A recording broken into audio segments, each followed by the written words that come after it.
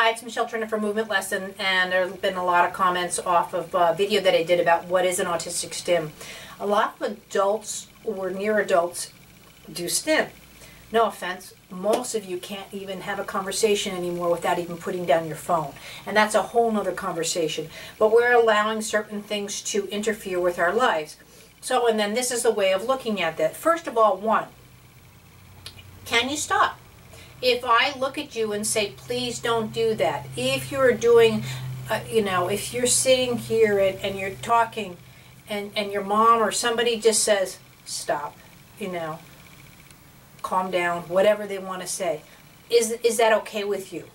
If your response is, but I'm really upset, I can't get past it, that's where it's interfering with your relationships. Because it's one thing when you're doing certain things with family members that are kind of used to it, but if you're going on a job interview, this might not be the behavior you want to represent. And that's why I say, what you do in a computer, what you do in your room, what you do, we're allowed time to. There's some people that just sit there and they don't even realize they're doing it. They're just stroking your hair. You'll see this more when someone's in love or whatever, and they're going for the caress and they don't know whether they're doing it. But again, if it's a real specific, again, are you going to go on a job interview with that? Are you going to do? So can you redirect it? So that being said, also, do you feel that you cannot do something unless you do stim first? Let's say you're going to an uncomfortable situation. Now that uncomfortable situation is different for every person. For some people it might be something as high up as a job interview. It might be every time you go on a date, any time that you go to school, that I need to do this certain time. Then again, that's more of a stim where you're setting up a routine, a schedule. It's a big difference between saying, well, I can't go out today because I have to brush my teeth. That's a function that I need to do, that I want to represent myself a lot better. But if I need to go off and do something first, and that's what drugs are. That's what, that's where it's a coping mechanism. But again, it's something that, it's not that it's fine that you do it, but when it comes into, I can't do this unless I do X, then it's becoming too much into your life. And another thing to realize with those two things, can I only do it a certain way? So let's say I like to do a certain thing to certain music. So unless I'm doing music, like, can I listen to music and just hang out?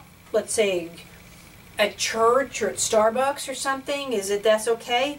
Or do I go into a specific patterning that I like to do, whereas a certain very rocking, where I'm not necessarily rocking with the music, but I'm just kind of getting into rocking. And then that would be, again, more of a stim versus a habit. You see people all the time, they tap their feet, they'll bite their nails and so forth, but most people don't sit there and look straight at you and do.